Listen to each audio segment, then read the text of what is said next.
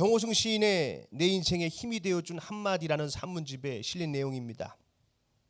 언젠가 시인의 아내가 막 싹을 틔운 작은 잎줄기 하나를 컵에 담아서 식탁에 놓고는 애지중지하고 있더랍니다. 뭐 그 특별할 것도 없는 걸 가지고 애지중지하느냐 했더니 아내가 특별하다는 말로도 표현할 수 없을 정도로 소중한 것이라고 하는 거예요. 세탁기 안에는 옷이나 이 수건 등에서 나온 먼지를 거르는 거름망 있지 않습니까? 이게 그 거름망 안에서 나왔다는 거예요. 한 번은 거름망에 이 콩이 하나 들어가 가지고 그거를 빼내려고 하다가 내버려뒀답니다. 그랬더니 그것이 기어이 뿌리를 내리고 싹을 틔운 것입니다. 얼마나 놀라운 일이에요. 시인이 놀란 표정을 하고 있자 이번에는 아내가 새알처럼 주렁주렁 새끼 감자를 매달고 있는 감자를 하나 보여주는 겁니다. 그것은 지난 여름 아내가 이 감자를 신문지로 싸서 베란다에 넣어뒀던 거래요. 감자는 햇볕을 받으면 자신을 보호하려고 푸른 빛을 띠지 않습니까? 그럼 그것이 이제 독하다 그래가지고 신문지를 싸서 놨는데 잃어버린 거예요. 가을이 지나고 겨울이 지나고 봄이 돼서 생각이 나서 열어봤더니 글쎄 잎은 나 있지 않았었는데 줄기를 쭉 내려가지고 새끼 감자들을 주렁주렁 달고 있더랍니다. 시인의 아내는 그런 열악한 조건에서 새끼를 가지게 한 감자에게 참 미안한 마음이 들었대요. 콩과 감자에게 주어진 삶의 조건은 최악이라고 할 수 있어요. 흙도 없고 햇빛도 없고 바람도 없습니다. 그런데도 싹을 틔워냈어요. 시인이 그런 이야기를 해요. 만약 내가 저런 환경에 처했었다면 어땠을까? 내가 만약 콩이었다면은 하루속히 죽기를 바랬을 것 같아요. 그 많은 땅 중에서 왜 하필 이 세탁기로 굴러 들어와서 이 고생을 하냐고 그렇게 원망하면서 죽어가실 거라는 거예요.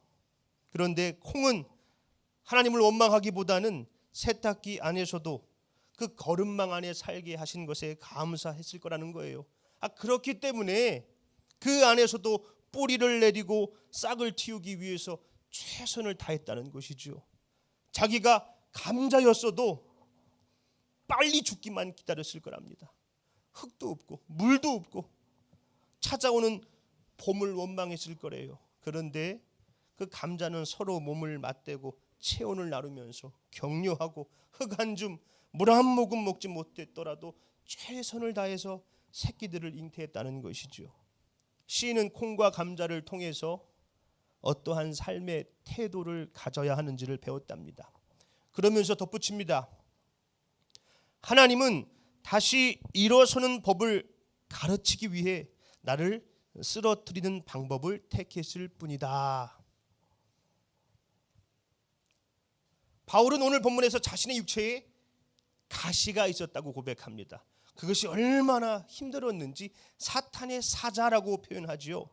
학자들은 이것이 눈병일 것이다, 간질일 것이다 이야기도 하는데 아마도 바울이 전도 여행을 다니면서 심각한 질병을 얻었던 것 같습니다.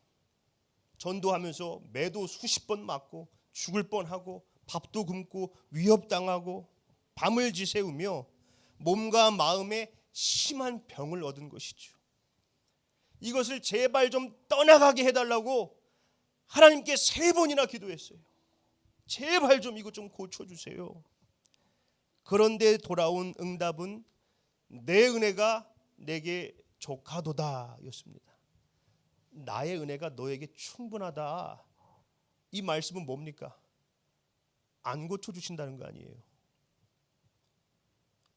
바울의 입장에서는 서운할 수 있죠. 다른 것도 아니고 좀 병을 좀 고쳐달라는 거 아닙니까? 왜 바울이 병을 고쳐달라고 했겠어요? 이 병든 몸으로 선교를 지속하는 게 너무 힘든 거예요. 아픈 것도 아픈 건데 아픈 사람이 전도하면 듣지도 않습니다. 네 몸 간수나 좀 잘하라고. 대체 네가 믿는 신은 왜 네 병 하나 못 고쳐주시냐고. 너나 믿으라고. 너무 괴로워서 이것 좀 고쳐달라고 간청을 했는데 주님은 내 은혜가 내게 족하도다. 이는 내 능력이 약한 데서 온전해지기 때문이다 말씀하시는 거예요. 약한 데서 온전해진다. 마스시타 전기의 창업자, 우리는 파라소닉으로 더 잘 알고 있죠. 그 전기 기업의 창시자인 마스시타 고노스케가 94세 나이로 세상을 떠나기 전에 한 직원에게 질문을 받았어요. 회장님은 어떻게 그렇게 크게 성공했습니까? 그때 마스시타가 자기는 하늘로부터 3가지 은혜를 받았다는 거예요. 첫 번째, 가난이랍니다. 가난했기 때문에 부지런히 일하지 않고는 살기 힘들다는 것을 깨달았대요. 두 번째는 약한 거였대요. 약한 몸. 원체 약하게 태어나서 몸의 이 건강의 소중함을 일찍이 깨달아서 몸을 아끼고 건강에 힘써서 안이 넘은 지금도 겨울에 냉수 마찰을 한다고 얘기했습니다. 마지막 세 번째는 초등학교를 중퇴한 거래요. 초등학교를 중퇴했기 때문에 세상 모든 사람들을 선생으로 받아들이고 열심히 배우고 익혀서 지식과 상식을 얻었다는 것입니다. 그러면서 고백해요. 이러한 불행한 환경이 나를 이만큼 성장시켜 주시기 위해서 하늘이 내게 준 시련이라고 생각돼서 감사합니다. 가난과 약함, 초등학교 중퇴가 자신을 성장시켜 준 하늘의 은혜라는 것이죠. 본문 말씀 9절입니다. 나에게 이르시기를 내 은혜가 내게 족하도다. 이는 내 능력이 약한 데서 온전하여짐이라 하신지라. 그러므로 도리어 크게 기뻐함으로 나의 여러 약한 것들에 대하여 자랑하리니 이는 그리스도의 능력이 내게 머물게 하려 함이라. 바울은 자신이 비록 그 세탁기 안에 거름망 속에 놓여있는 콩과 같은 처지일지라도 신문지에 둘둘 쌓여있는 감자 같을지라도 나의 이 약한 것들, 고통, 고난, 아픔을 자랑한다고 고백합니다. 왜 그렇습니까? 10절 말씀이죠. 그러므로 내가 그리스도를 위하여 약한 것들과 능욕과 궁핍과 박해와 곤고를 기뻐하노니 이는 내가 약한 그때에 강함이라. 내가 약할 때 주님이 강함이 되어주시기 때문에 약한 것을 자랑하겠다는 것이죠. 누가 고 김수환 추기경에게 질문했어요. 사람에게 고통이 없다면 어떻게 될까요? 이 추기경이 대답하기를 몸은 잘하고 마음은 잘하지 않는 식물인간이 되겠죠 했어요. 그렇죠. 고통은 우리의 영혼을 성숙시킵니다. 바울은 이 육체의 가시 때문에 자신이 자만하지 않을 수 있었다고 고백해요. 물론 고통을 좋아하는 사람은 없습니다. 늘 피하고 싶죠. 이것이 우리의 삶에서 지나가게 해달라고 기도하지요.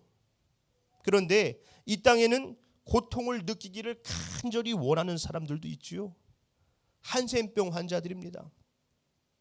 한센병의 특징 중에 하나가 몸에 있는 통점들이 무뎌지는 거예요. 통증을 느끼는 신경이 감염이 돼서 통증을 느끼지 못합니다. 사실 우리들의 몸은 이 통증 때문에 보호를 받고 있죠. 눈을 계속 뜨고 있으면은 이 눈이 시려서 눈을 깜빡일 수밖에 없어요. 이 통증이 시력을 보호하는 것이죠.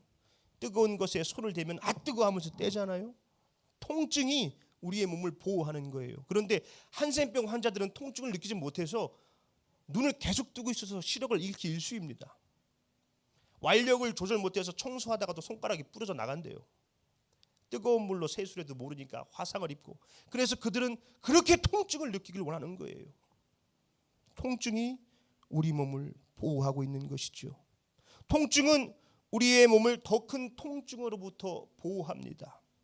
어쩌면 지금 우리가 겪고 있는 삶의 고통, 고난은 더 큰 고통으로부터 우리를 보호하고 있는 것인지도 모르겠습니다. 그래서 시편 기자가 고백하지요. 시편 119편 71절 고난 당하는 것이 내게 유익이라. 이로 말미암아 내가 주의 율례들을 배우게 되었나이다. 말씀을 이제 맺으려고 합니다. 한민복 시인이 갑자기 찾아온 몸의 통증 때문에 지난 날들을 회상하면서 쓴 글이 있어요. 2001년 겨울이 그렇게 추웠답니다. 영하 15도로 떨어지고 뭐 유난히 길었대요. 너무 추워서 자다가 깼는데 해 뜰 때까지 3시간 남았더랍니다. 3시간만 견뎌보자. 밥통에 물을 넣고 끓였대요. 이 백열등과 이 밥통의 열기로 견뎌야 되는데 너무 추워가지고 밥통을 이불 안으로 끌고 들어왔답니다. 순간 그런 생각이 들더래요. 이래도 추우면 어떡하지? 다시 밥통을 밖으로 내놨답니다. 한 가지 희망이라도 없으면 얼어 죽을 것 같더래요. 그런데 지금은 따뜻한 옥매트에 누워 있다는 거예요. 그 옥매트를 만져보면서 또 이 옥매트를 선물해 준 사람들을 생각해냅니다. 1년 동안 자신의 수업을 들어줬던 김포 문예대학 분들이 이 시인이 관절에 물이 차가지고 쩔뚝쩔뚝하니까 불쌍해가지고 그 옥매트를 구해다 준 거예요. 그 옥매트 덕분인지 뭐 그분들의 사랑 덕분인지 통증이 많이 가셨다고. 그러더니 또 IMF 때까지 기억으로 거슬러 올라가요. 당시 원고료가 어디서 들어왔나 싶어서 통장을 찍어봤는데 내역을 알 수 없는 돈 40만 원이 들어와 있는 거예요. 이게 뭔가?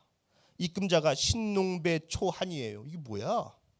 자신의 통장 번호를 알고 있는 출판사에 전화를 해봤답니다. 누가 함시인 통장 번호를 좀 알려달라고 해서 내가 불러줬어. 전화번호는 내가 적어놨으니까 한번 전화를 해봐. 전화를 해봤더니 신문에서 함시인의 기사를 보고 같이 일하는 한의원 식구들끼리 뜻을 모은 거니까 너무 부담 갖지 마세요 하는 거예요. 98년 문화관광부에서 주는 오늘의 젊은 예술가상을 받고 상을 받았는데 IMF 때문에 상금이 없어졌다고 뭐 요만한 동으로 된 조각품을 주더래요. 그걸 받으면서 한 쌀로 서말 줬으면 더 좋았을 텐데 이러고 중얼거렸던 소리가 기사화가 된 거예요. 그 기사를 보고 쌀 3가마니 살 수 있는 돈을 보낸 것입니다.